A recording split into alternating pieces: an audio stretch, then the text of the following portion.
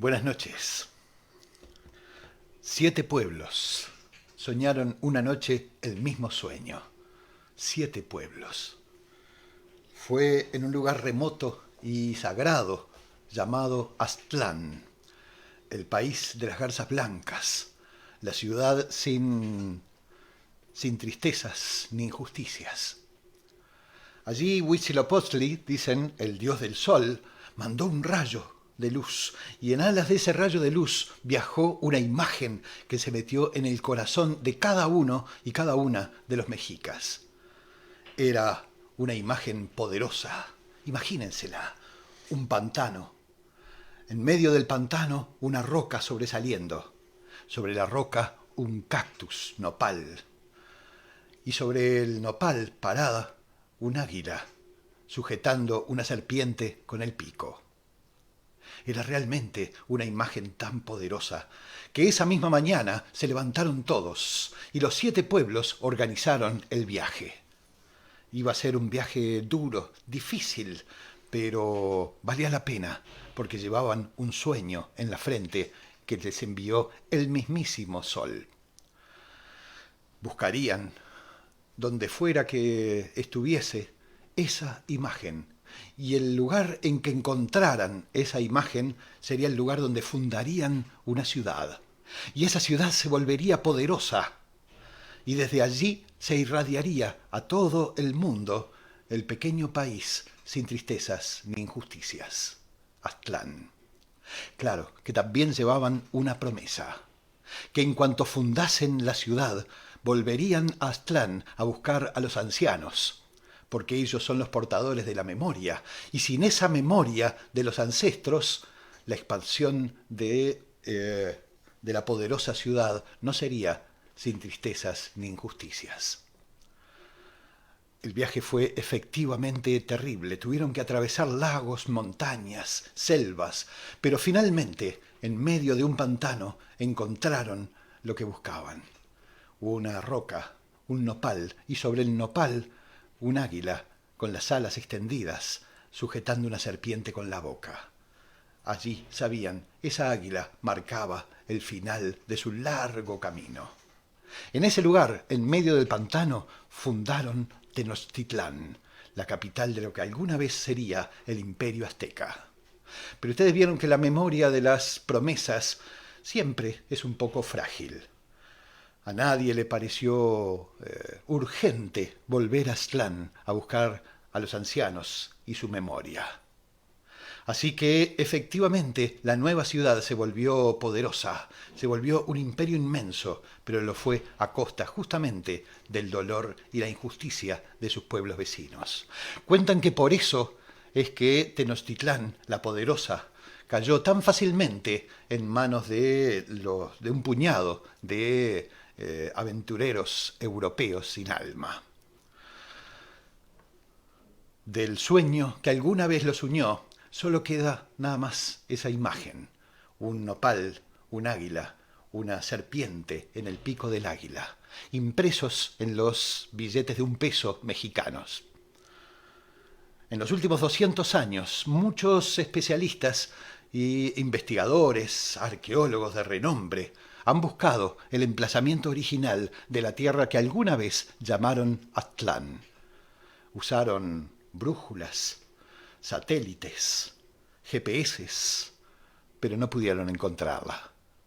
Tampoco pudieron, en los últimos 200 años, estos renombrados científicos escuchar la voz que viene de los pueblos y que afirma que el único lugar donde verdaderamente está el mapa para volver a la ciudad perdida es justamente en el corazón de los pueblos, en la memoria que se expresa a través de historias, como esta, justamente.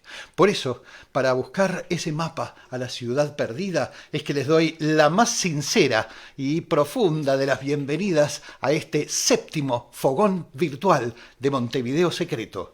Los sueños es el tema, ni más ni menos. El universo mágico de los pueblos está repleto de premoniciones y sueños. Muchas veces esos sueños parecen reírse a carcajadas de nuestras nociones modernas y científicas del tiempo. una noción de tiempo que en realidad es tan ordenadita y mecánica como nuestros mismísimos relojes. Por suerte, no somos presos de esa noción del tiempo, porque otras maneras de comprender el tiempo y la función de los sueños están justamente en la memoria de los pueblos. En el centro del desierto de Australia hay un inmenso montículo conocido como Uluru. En realidad es el monolito más grande del mundo, una montaña en la que desde hace muchísimos milenios vive el pueblo Anangu. Los Anangu, fíjense ustedes, son el pueblo que durante más tiempo ha vivido casi completamente aislado de la influencia de cualquier otra cultura. 16.000 años, ni más ni menos. Son gente que debe saber efectivamente muchísimo sobre el tiempo. Y fíjense ustedes, esos son los primeros en advertir la relación con la función de los sueños. Los Anangu dicen desde hace muchísimo tiempo que su montaña, Uluru, es en realidad un cruce de caminos de lo que ellos llaman Alcheringa. Alcheringa, en lengua Anangu, significa literalmente el tiempo del sueño. Ellos lo explican más o menos así. Dicen que al principio de los tiempos, cuando los espíritus decidieron que querían crear el mundo y las cosas vivas, algunos de ellos pusieron un obstáculo, señalaron un obstáculo posible. Decían que si así nomás creaban la vida y toda la diversidad increíble de especies y todas esas ideas que los espíritus ya por entonces tenían en la mente, lo que iba a pasar con el tiempo es que alguna de esas especies se iba a creer superior a las demás e iba a tratar de dominarlas. Así que finalmente, después de mucho discutir, dicen los Anangu, los espíritus tomaron una decisión, que antes de iniciar la creación del mundo iban a inventar un tiempo exclusivamente dedicado a que todas las cosas vivas del mundo y de la naturaleza que iban a crear aprendieran a convivir en paz y solidariamente. A ese tiempo, previo a la creación, le llamaron Alcheringa. Lo más interesante de lo que dice la gente Anangu es que Alcheringa es este tiempo y que la verdadera creación en realidad todavía no empezó. Los sueños han tenido en muchísimas culturas esa extraña función de ser un corredor entre mundos, entre tiempos diferentes. Algunas culturas incluso se fundan totalmente y giran en torno a los sueños, porque afirman que los sueños son mensajes que vienen desde otro tiempo para ayudarte a vivir mejor y a ser más libre en este tiempo que llamamos vigilia. Un buen ejemplo de eso es un pueblo que hemos citado varias veces en estos fogones virtuales, el pueblo Wayuu, que vive en una península, en una punta de tierra que se mete en el mar Caribe, justo entre Venezuela y Colombia. Cuando te van a saludar en la mañana, no dicen buenos días como hacemos nosotros. Ellos dicen, ¿cómo estuvieron tus sueños? De hecho, quizás el mismísimo Alberto Einstein, que dedicó su vida entera a comprender el tiempo, también tenía una profunda curiosidad por los sueños. Él mismo afirmaba una y otra vez que la famosísima fórmula de la relatividad, quizás seguramente la fórmula algebraica más conocida del mundo entero, aquella que dice que la energía es igual a la masa por el cuadrado de la velocidad de la luz, la fórmula de la relatividad, él la soñó 2 años antes de llegar a ella por la vía matemática. Hace unos cuantos años atrás, décadas en realidad, René Rebetés era pionero latinoamericano de la ciencia ficción, pero además escribía ensayos. Uno de ellos se llama La Odisea de la Luz y es un fascinante estudio en el que hace una comparación a primera vista imposible. Él compara los más modernos postulados de la física cuántica con las aseveraciones que desde hace milenios hace una compleja y fascinante cultura y espiritualidad conocida como los sufíes, una cultura naciente en el Medio Oriente y que tiene milenios de existencia. Eh, Insólitamente, René Rebetés encontró increíbles coincidencias entre las afirmaciones de los sufíes y su cosmovisión y lo que expresan ahora los más modernos científicos de la física cuántica. Decían, por ejemplo, coinciden, por ejemplo, en la simultaneidad, dice, de los tiempos. Los sufíes dicen que pasado, presente y futuro en realidad suceden simultáneamente y que el hecho de que los experimentemos como una sucesión en realidad no es más que una ilusión que tiene que ver con nuestro punto de vista, con el lugar donde estamos parados. El ejemplo que ponen para este concepto tan complejo es absolutamente sencillo y hasta hermoso. Dicen, para nosotros, humanos y humanas, el día y la noche son una sucesión. Ahora es de noche, dentro de algunas horas va a ser de día, luego va a volver a ser de noche y finalmente otra vez de día, y así sucesivamente. Pero en realidad, dicen los sufíes, eso no es más que una ilusión. Si uno pudiera tomar la distancia necesaria, es decir, alejarse de la tierra en que estamos parados, si pudiera alejarse lo suficiente, vería que en realidad el día y la noche suceden simultáneamente. Así pasa también con pasado, presente y futuro, dicen los sufíes, y también lo están afirmando hoy los físicos de la física cuántica. Y entonces adquiere sentido creer que los sueños son justamente un modo de moverse entre tiempos diferentes, entre pasado, presente y futuro. Una antigua amiga, Elena Bernadette, me contó un sueño que quizás tenga que ver justamente con eso. Decía que cuando era chiquita y vivía en una casa de él, del barrio del centro de Montevideo, una noche tuvo un sueño espantoso. Soñaba que estaba mirando la puerta de su propia casa desde afuera y que veía que la puerta se abría y por allí salían personas cargando un cajón, un ataúd. Lo montaban sobre una carroza y cuando ella en el sueño se acercaba a aquella carroza, él el cajón, el ataúd, estaba marcado con las iniciales MB. Se despertó en una angustia horrible. MB eran las iniciales de su padre, Miguel Bernadette, que efectivamente ella sabía estaba enfermo.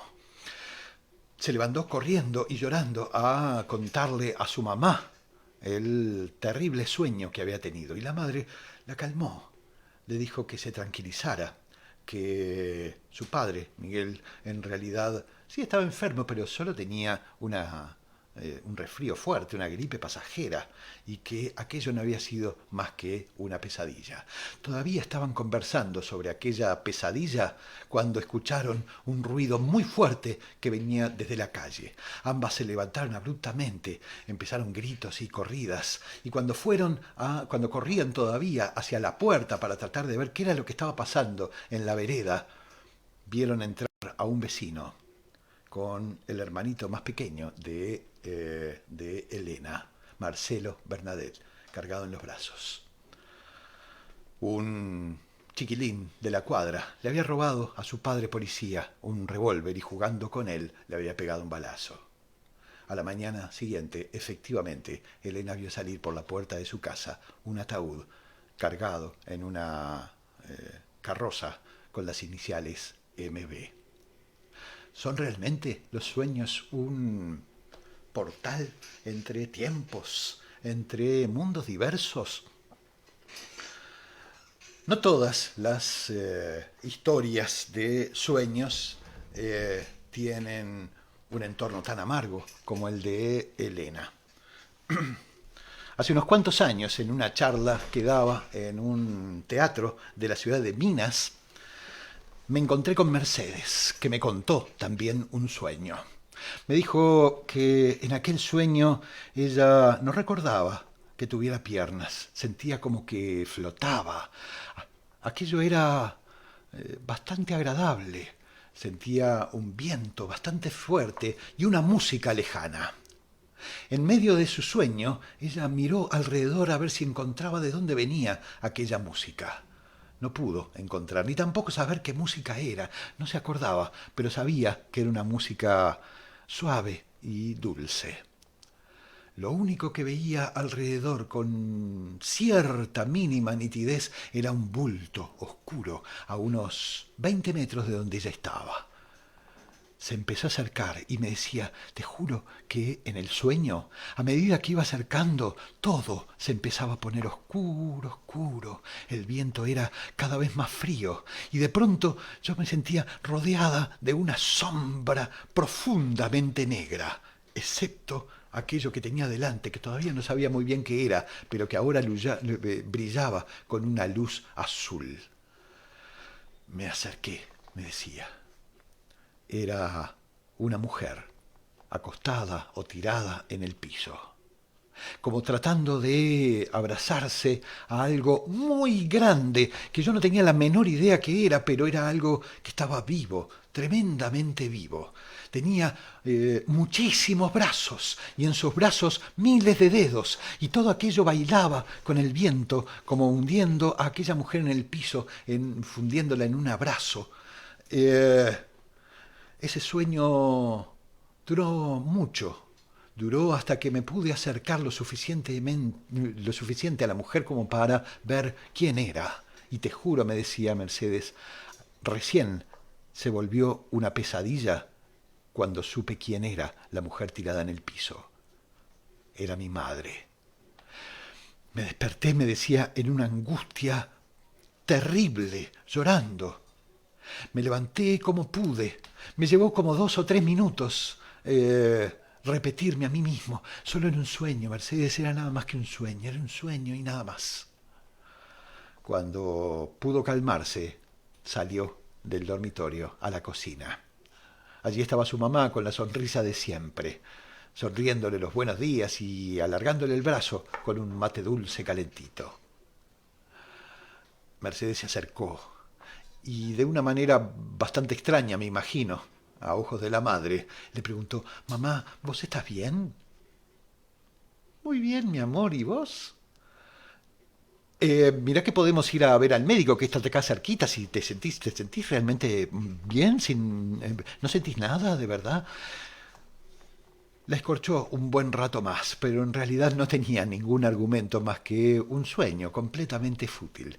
Así que, después de millones de indicaciones sobre que no saliera porque estaba fresquísimo, ya se había terminado el verano, y viste que empiezan a refrescar y quién sabe qué cosa, qué bicho anda por ahí. Ella vivía por entonces, me decía Mercedes, ambas vivían juntas en una casa en la colonia de vacaciones, como 6 o 7 kilómetros de la ciudad de Minas.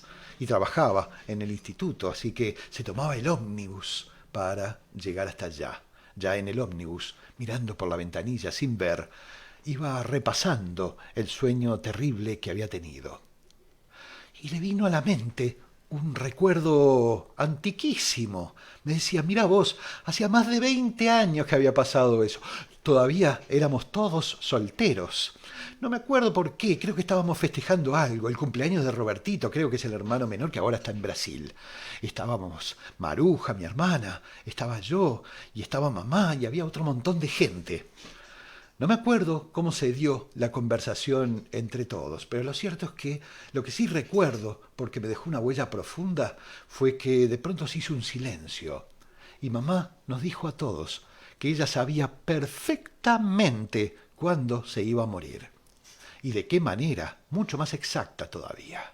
No se pensaba morir enchufada en una máquina, ni siquiera en un hospital, ni siquiera dentro de una casa. Ella pensaba morirse al aire libre, abrazada con algo que tuviese mucha vida. Ahí fue cuando Mercedes se dio cuenta, claro, ese recuerdo, eso fue lo que soñé. Haberse acordado del origen del sueño le dio una paz tremenda, así que ya estaba fuertemente alegre cuando se bajó del ómnibus y llegó hasta el instituto. Le contó con cierta gracia a sus compañeras de trabajo el sueño que había tenido, el recuerdo lejano que después, recién después, le vino a la mente. Pasó el día liviano y deseando volver a casa para abrazar a su mamá. Ni siquiera le sorprendió demasiado que alguien entrara en su sala para decirle que su marido, su esposo, el esposo de Mercedes, había venido a buscarla. Recién empezó a inquietarse de verdad cuando vio las caras de todos sus compañeros, especialmente la de su propio marido, que parecía estar luchando para que las lágrimas no le salieran por los ojos. ¿Qué pasó? ¿Mamá? Le dijeron como pudieron que ella se había sentido mal. ¿Cómo está ahora?, le preguntó Mercedes, estúpidamente, sabiendo perfectamente cuál iba a ser la respuesta. La médica encargada del caso en el hospital le pidió autorización a Mercedes y a su hermana para que le permitieran hacer una autopsia. ¿Por qué?, preguntó Mercedes. No me digas que se suicidó. No, no, no. Tu mamá estaba tan bien del cuerpo como de la cabeza, pero viste que a los casi 90 años la vida a veces se pone un poco pesada. No, no es por eso. Es una cuestión estrictamente reglamentaria, porque tu mamá no murió dentro de su casa. Por eso tenemos que hacerle una autopsia. En realidad parece haber sido que ella se levantó, puso un disco con música de Chopin en el combinado, abrió la puerta de su casa, caminó los 20 metros que separan la puerta de la casa de un ombú que está por allí al otro lado de la calle, y allí cayó. Allí fue donde la encontraron, con una sonrisa en la cara. Mercedes me decía que desde ese día, cuando quería de verdad sentarse a tomar mate dulce con su mamá, no tenía sino que salir y pasaba horas mirando aquel ombú tan lleno de vida, moviéndose con el viento, con todos sus brazos enormes y sus miles de dedos. Los sueños muchísimas veces parecen estar trayendo otros tiempos, paradojas, reflexiones muy profundas sobre cómo es el asunto tan vital del tiempo. Un tema nada menor al que seguramente le vamos a dedicar algunos de nuestros fogones virtuales. Pero antes de irnos a una pausa de apenas 10 minutos para que ustedes puedan encontrarse,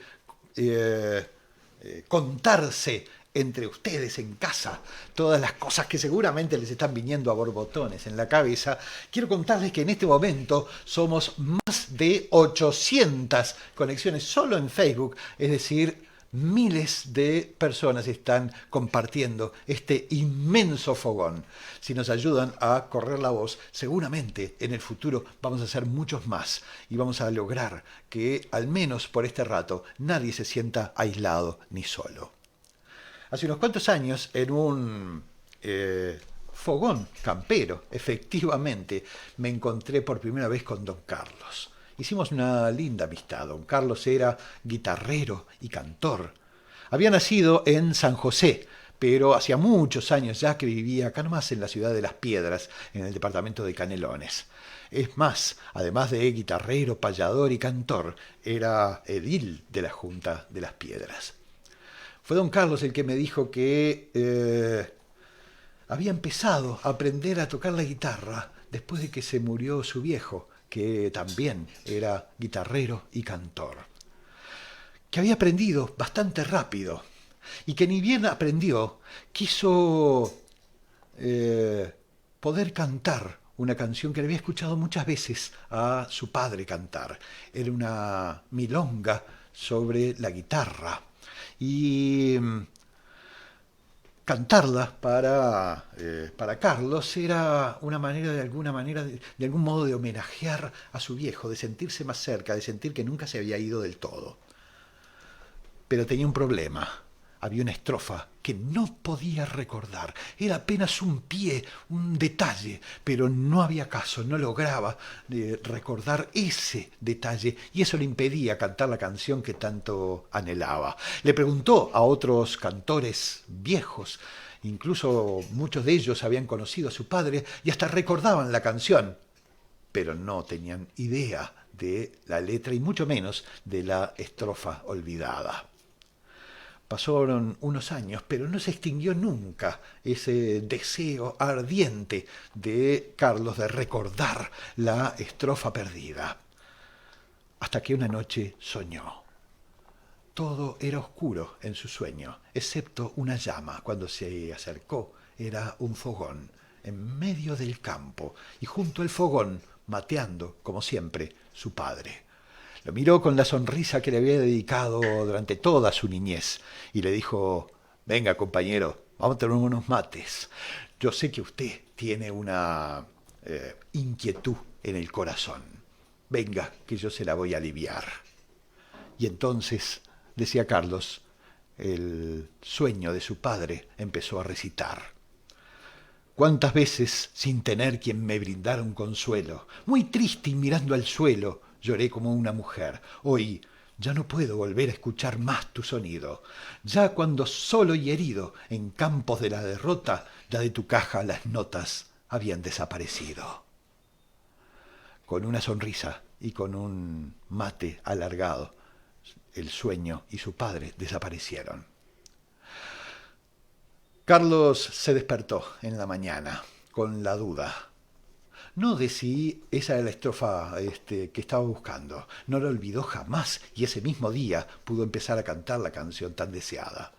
La duda con que se despertó es si eso había sido realmente un sueño. Desde entonces, aquella canción le acompaña, incluso en los momentos en que no tenía quien le brindara un consuelo, cuando estaba muy triste y mirando el suelo, cuando se sentía solo y herido en campos de la derrota, como decía la estrofa perdida, también en esos momentos le acompañaba la canción, la estrofa y su propio padre. 10 minutos y volvemos. Y en esos 10 minutos quiero que se cuenten entre ustedes todas las cosas que le hayan pasado por la cabeza y compartan las que deseen con nosotros. A la vuelta tenemos algunas historias que ya nos enviaron sobre el tema. 10 minutos.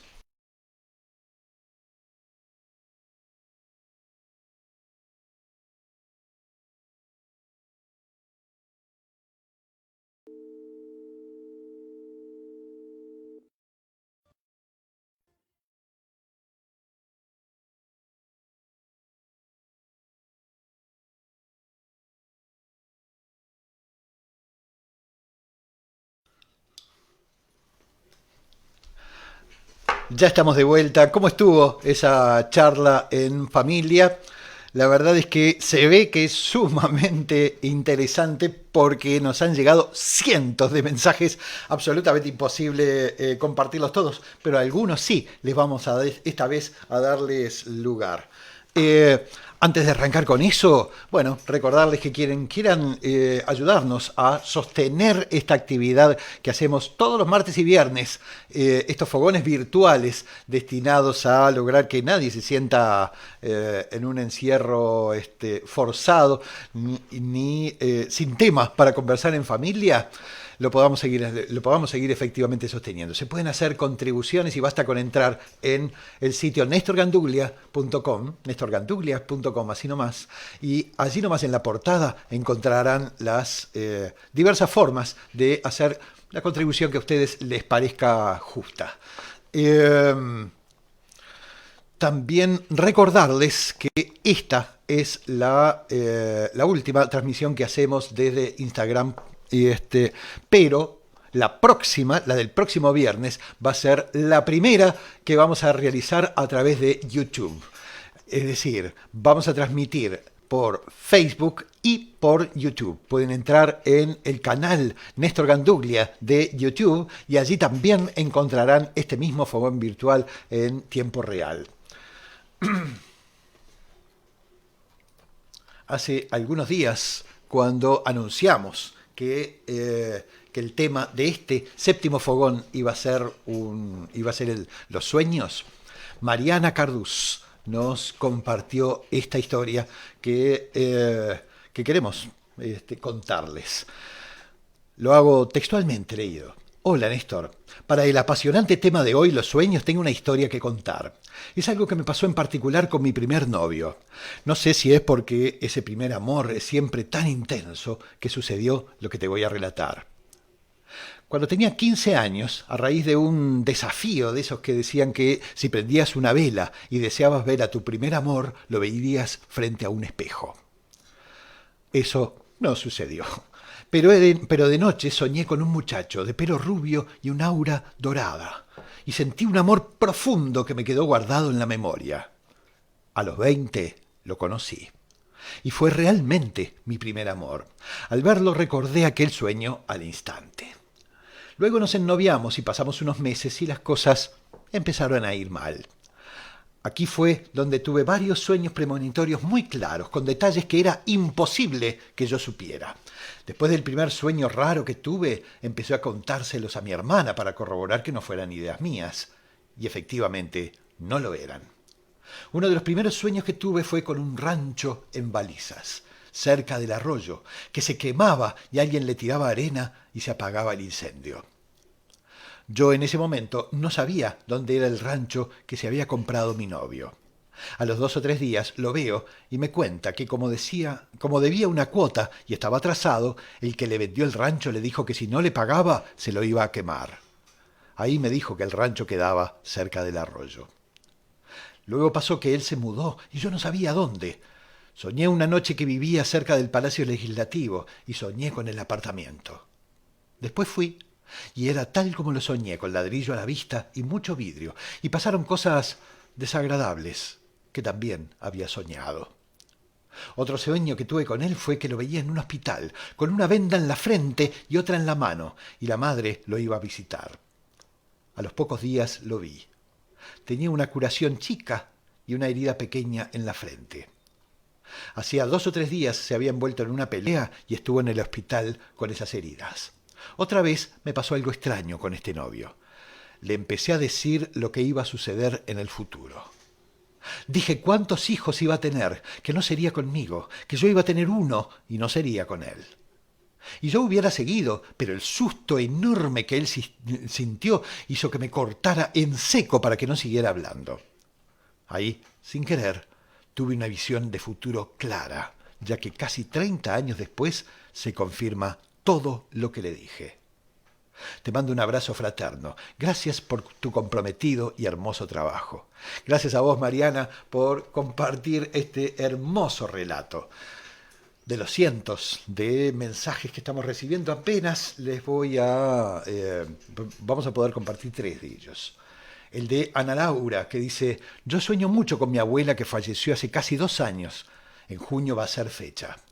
En uno de los sueños la veía a ella sonriente en un pasto verde, con un buzo de color mostaza, y me decía: negrita, te vine a ver 5 minutos porque sé que me extrañas mucho.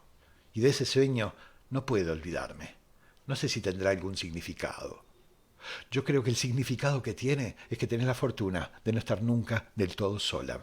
Ana Laura. Andrea Saavedra dice: suelo soñar como si fuera real, en varios planos para mi gusto. Allí me veo y me cuestiono, me pregunto y contesto, como si fuera 2 personas a la vez, y siempre, siempre, a la otra noche, suelo reenganchar cual lectura preferida, encontrándome con gente querida que ya no me acompaña y con otras tantas que no conozco. Me pasa de conocer gente en sueños que después la vida o el destino pone en mi camino. Esa extraña sensación de haberlos conocido de alguna otra vida.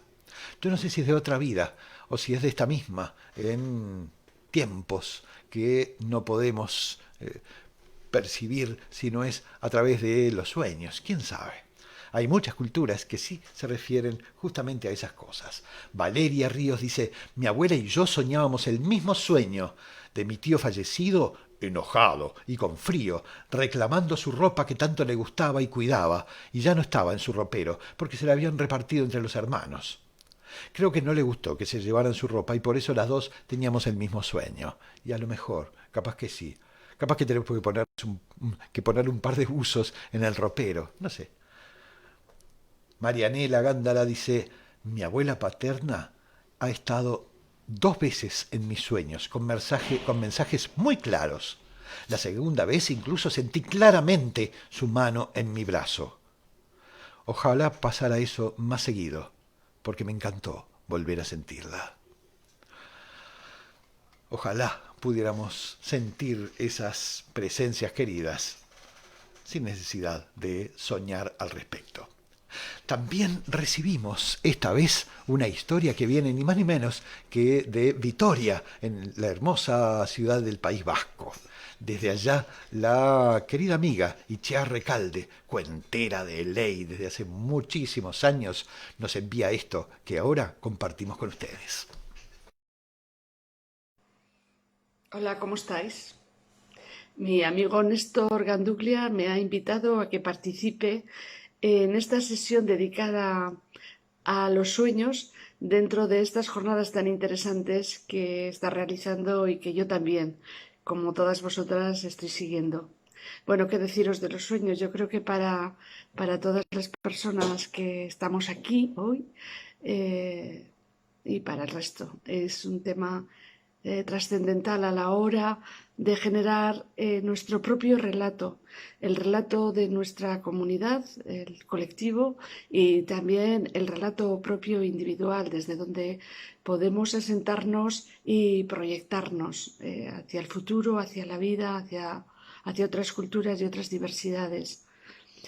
Desde los tiempos y las culturas y los grupos que casi no sabían distinguir o no podían distinguir o se les hacía difícil saber y cambiar el estado de la vigilia y del sueño, donde la frontera era mínima hasta el día de hoy, en el que distintos estudios científicos, empíricos, están demostrando que tampoco hay tanta diferencia, porque lo mismo que en el sueño, en la vigilia, todo lo que vemos no es nada más que una representación de lo que existe o no en el mundo exterior, y que lo que nosotros llamamos realidad no deja de ser más que la interpretación que de una manera subjetiva hacemos de lo que está sucediendo. Teniendo esto en cuenta, quiero deciros que en mi tierra, en el País Vasco, tampoco me he encontrado yo con muchos cuentos que hablen concretamente sobre el tema de los sueños, pero sí un montón de relatos y relatos muy cercanos de la gente de mi propio pueblo o de mi propia familia. Por ejemplo, mi madre me contaba que su tía Mamer le solía decir cada noche, cada vez que le pasaba cuando era niña, aquellos sueños que tenía donde se le aparecían las ánimas, las almas de familiares, y le pedían lo mismo, que les ayudara a completar alguna promesa que habían dejado sin cumplir, como le invitaban a que le siguiera en aquellos actos o actividades que las ánimas hacían cuando el resto de la gente estaba dormida, o bien se les aparecían para revelarles en qué situación se encontraban. Bueno, un montón de cosas de estas. Mi madre me contaba en concreto dos anécdotas. Una que era que le contaba la tía, que muchas veces solía sentir cuando estaba en la cama, pues no sabemos si dormida o en dormevela, en ese estado de semivigilia, que solía sentir un peso, el peso de alguien que estaba en su cama con ella. Y que una de las veces que sintió esa presencia, se incorporó y era, yo no sé, no me acuerdo yo si estaba hablando de su madre, o sea, de mi bisabuela, eh, o era de una tía, no lo sé, pero que cuando se incorporó y la vio, le invitó a que le acompañara. Se levantó de la cama, salieron las dos de casa y con una vela encendida fueron desde la parte alta de mi pueblo, de la Atalaya, bajando por la parte que da al mar hasta el puerto. Y según iban bajando por las calles, se les iban agregando más, no sé si personas, entes o qué, también con sus velas encendidas, hasta que cuando llegaron al puerto y al lado del puerto, allí en la explanada que estaba cerca de la iglesia, se juntaron todas, de que era una inmensidad de luces, un resplandor impresionante que estaba cantando y que iban cantando todos juntos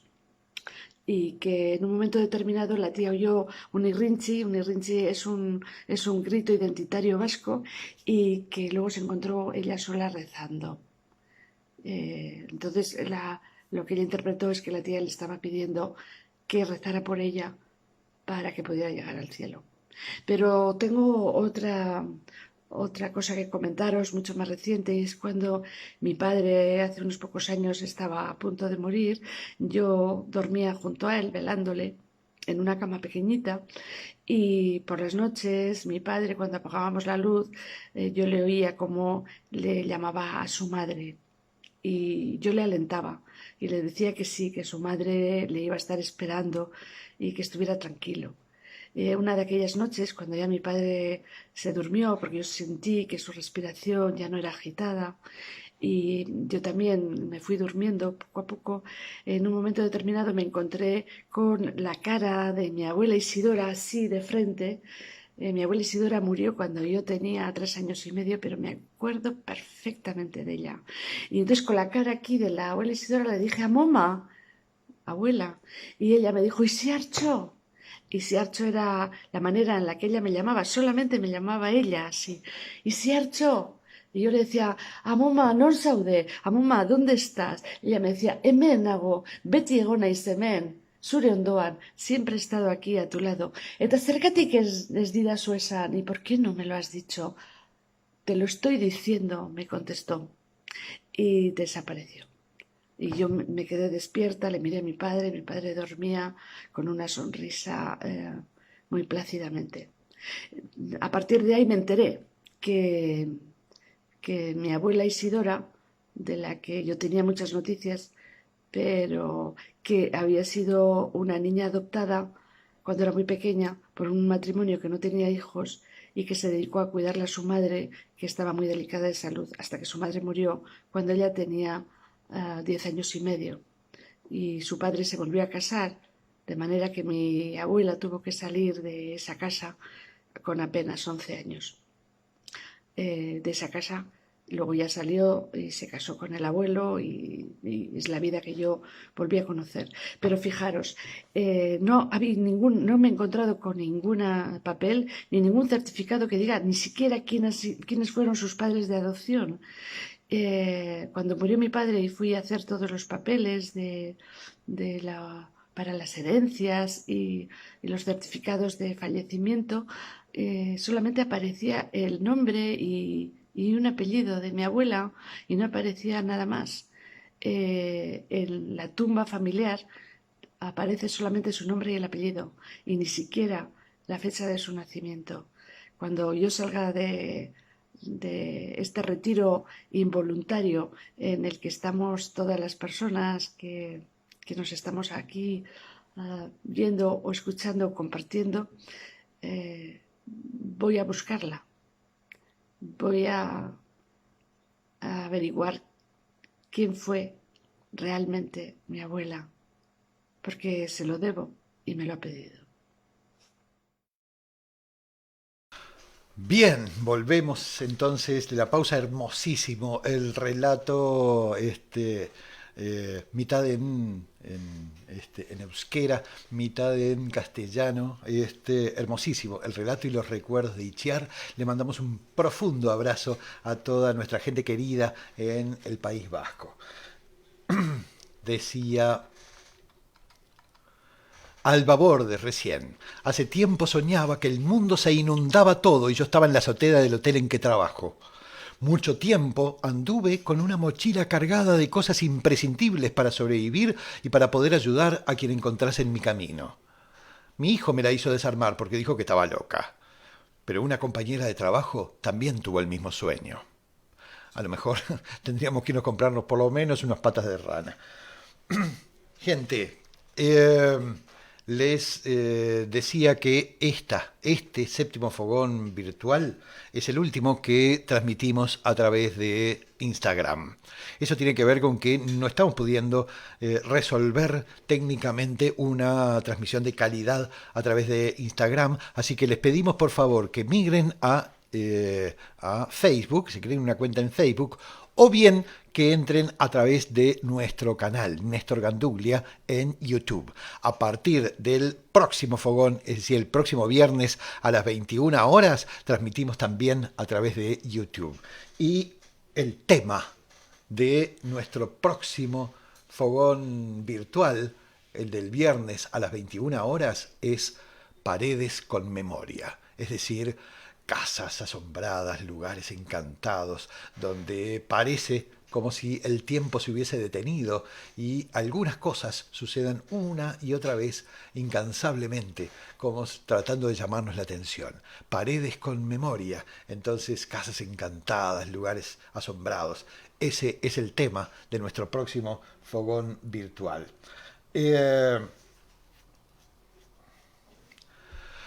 En breve, ya estamos formando los primeros grupos para nuestra cátedra virtual.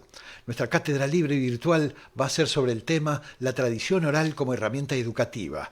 Todos quienes, porque lo desean para poder compartirlo con sus hijos o sus nietos o sus alumnos o la gente de su barrio, pienso en docentes, en técnicos de los programas sociales, etc. Todos quienes enfrenten desafíos cotidianos en el campo educativo, tienen la posibilidad de integrar esta magnífica herramienta. Quienes deseen participar en esta cátedra libre virtual, basta enviar un mensaje al número de Montevideo Secreto, 092-173-353. 092-173-353. Y mañana mismo es nuestra tertulia interdisciplinaria, junto con el arqueólogo Rafael Suárez y el ingeniero Sebastián García Parra. El tema de nuestra charla libre y espontánea será el ser humano. Mañana a las 21 horas en este mismo canal de Facebook de Montevideo Secreto. Quienes hayan hecho junto con nosotros los paseos a pie que solemos hacer por la ciudad vieja, recordarán que hacemos una parada en la esquina de Andes y Canelones. Allí en Andes y Canelones paramos solamente para conversar sobre una casa que en realidad ya no existe, que estaba en aquella esquina, Andes 1206 en su tiempo. Ya no existe, entre otras cosas, porque en 1916, cuando sucedió lo que voy a compartir con ustedes, en realidad esa casa ya era una ruina. Era una pensión de muy mala calidad, una pensión de mala muerte, una pensión terrible que en realidad armonizaba muy bien con el conjunto de la cuadra y de la zona, porque toda esa zona del centro sur y del sur de la ciudad vieja era por entonces lo que Montevideo llamaba el barrio bajo, el lugar de mayor concentración de prostíbulos, casas de juego, lupanares. Curiosamente, a esa pensión de la calle Andes 1206, en 1916 se fue a vivir un jovencito, miembro de una importante familia noble de Inglaterra. Se llamaba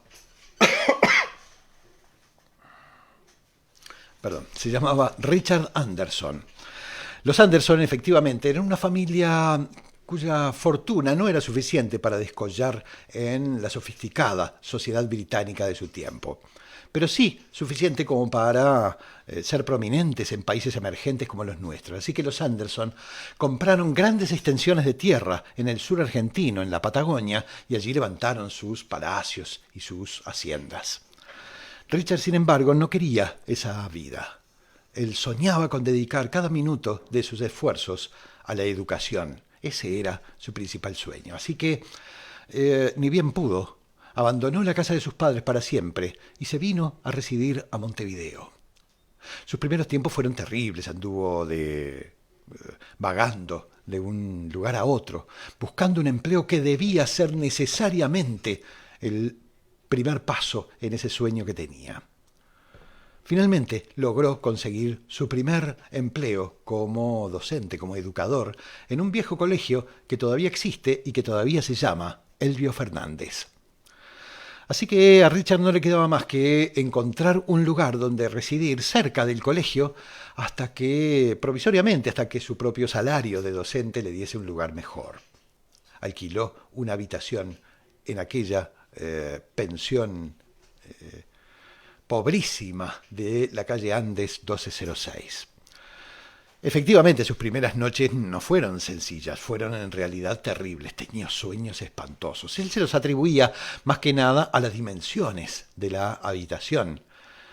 Él estaba acostumbrado a dormir en habitaciones palaciegas, y aquella pieza de pensión no era más que un tubo de cemento con un ventanuco, sin ningún adorno, apenas. El único adorno que había en toda la habitación era un cuadrito de Cristo de este tamaño, colgado en la pared de un gancho que parecía como para colgar una vaca. Lo cierto es que los sueños que tenía Richard a la noche en aquella habitación eran francamente espantosos. Soñaba que sentía una violencia horrible, una agresividad que no podía reconocer en sí mismo, pero la verdad es que esa violencia, ese odio que sentía, no era lo peor. Lo peor es que en aquellas pesadillas Richard sentía que aquel odio, esa violencia que sentía tan profunda, venía combinada con una excitación sexual imparable, un erotismo arrollador. Se podrá imaginar que para Richard, que había sido educado en el Bedford College, había tenido la mejor educación victoriana que podía tenerse en su tiempo, aquella combinación de violencia y erotismo era sencillamente insoportable. Los sueños se fueron haciendo cada vez más intensos y terminaron por complicarle seriamente la concentración que necesitaba para dar las clases que daba en la mañana en el colegio. Así que se dio cuenta de que ya era tiempo de compartir aquello con alguien. ¿Pero con quién? Felizmente se acordó de William, miembro de una familia muy allegada a los Anderson, que se habían conocido con él desde que Richard era apenas un niño. Él sabía que William era médico y que vivía también en la ciudad de Montevideo.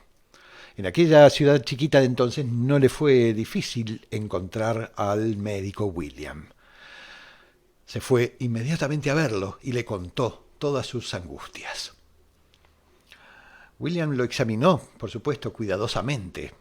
No encontró nada físico que explicara aquellos sueños que estaba teniendo y finalmente le recomendó lo que cualquier médico, un té de tilo y un poco de ejercicio, y seguramente aquello se le iría pasando. Pero no fue así. Las siguientes noches los sueños fueron cada vez más espantosos, cada vez más inquietantes, cada vez más intensos. Se volvieron pesadillas horribles en que Richard soñaba con sangre chorreando en las paredes y al mismo tiempo aquella lujuria intensa, insoportable. Uno de aquellos sueños fue tan tremendo que Richard se despertó sentado en su propia cama, mirando alrededor su pequeña habitación, solo para ver cómo un viento fuertísimo entraba por algún lugar y levantaba las hojas de sus apuntes del colegio y armaba un tremendo remolino en el medio de la pieza, tan intenso que empezó a sacudirse el único adorno que tenía la habitación, aquel cuadrito de Cristo en la pared, que empezaba a sacudirse de un lado a otro hasta finalmente arrancarse del gancho en que estaba sujeto a la pared, dar 2 vueltas en el aire y caer al piso, haciéndose 1000 pedazos. Eso ya fue demasiado para Richard. Se levantó inmediatamente y se fue una vez más a ver a William. Le contó que su receta no había funcionado. William ya no tenía muchas explicaciones para aquello que le estaba pasando a Richard, así que le pidió autorización para ir a ver la habitación en la que estaba durmiendo.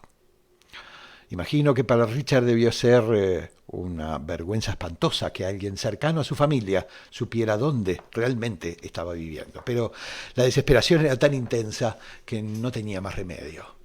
Así que ambos se fueron juntos a la habitación de Andes 1206. Allí William pudo ver todavía el revoltijo de papeles en toda la habitación, el cuadro roto en el piso. Miró el gancho en la pared y supo que ningún viento terrenal podía arrancar ese retrato del gancho. Así que finalmente se rindió. Se dio vuelta, lo miró a Richard y le preguntó: ¿sabes algo sobre la historia de esta casa?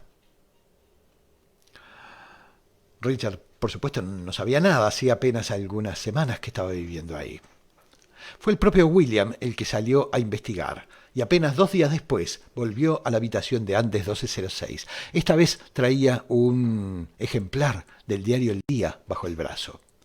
Era un ejemplar antiguo, de 2 años antes, que daba cuenta en la portada de cómo en esa misma pensión y en esa misma habitación, 2 años antes, en 1914, había sido brutalmente asesinada una queridísima poetisa uruguaya de nombre Delmira Agustini. Delmira misma era en realidad un personaje de leyenda. Siendo muy jovencita, prácticamente una adolescente, había conquistado millones de corazones con su poesía atrevida, fuertemente erótica, casi lujuriosa, muy liberadora, imagino, para las mujeres de aquella era victoriana. Pero a pesar de esa atrevida poesía, la propia Delmira había sido obligada por su madre a casarse con un señor, un estanciero de nombre Enrique Job Reyes, que tenía una fortuna como para asegurarles un futuro seguro a Delmira y a su madre. Pero, evidentemente, don Enrique no se llevaba demasiado bien con la poesía, ni entendía demasiado de esas cosas. Al poco tiempo se separaron, pero Delmira solía decir, incluso públicamente, que ella amaba profundamente a Enrique. Así que aún después de separados, Delmira solía citarlo en los lugares más insólitos, en cementerios de noche, playas desiertas, pensiones de última categoría. La última de ellas fue la de Andes 1206. Allí vivieron una noche de lujuria salvaje, como solían hacer. Y finalmente, cuando ya se estaban vistiendo para irse, Enrique sacó de entre sus ropas un revólver y mató a Delmira de 2 balazos en la espalda. El último balazo lo dio en su propia sien. Durante muchísimos años, en aquel 1914 revuelto por la guerra de Europa, la muerte de Delmira ocupó poco tiempo la atención de la gente. Durante muchos años se olvidó, hasta que no hace demasiado alguien puso en el piso frente a donde alguna vez estuvo la entrada de aquella antigua pensión una placa dorada. Solo tiene un verso de los poemas de Delmira. Uno que dice: no me mata la vida, no me mata la muerte, no me mata el amor. Hasta el día de hoy, en pleno siglo XXI, la gente de aquella esquina dice que Delmira sigue haciendo travesuras, en sueños o en vigilia, y y ojalá no deje de hacerlas mientras haya mujeres que compartan su terrible condición. Gente, ha sido una vez más una experiencia bellísima que estoy seguro dará por mucho rato tema para conversar en cada una de las cientos y cientos y cientos de familias que están conectadas a este fogón virtual. El próximo de nuestros fogones virtuales será el viernes a las 21 horas. Mañana nos encontramos para compartir la primera tertulia interdisciplinaria. El ser humano es el tema.